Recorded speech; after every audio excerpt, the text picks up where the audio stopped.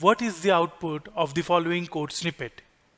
Is it option A 0.0 space 1.0, or is it option B 0 space 1, or is it option C error, or is it option D none of the mentioned?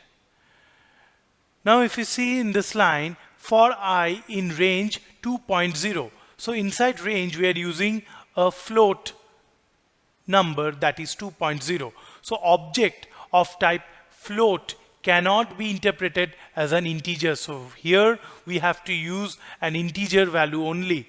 So float cannot be used. It will throw an error. So let us run this code in the IDE to check the output. It is showing a type error. Float object cannot be interpreted as an integer. Hence, our option C, that is error, is the correct answer.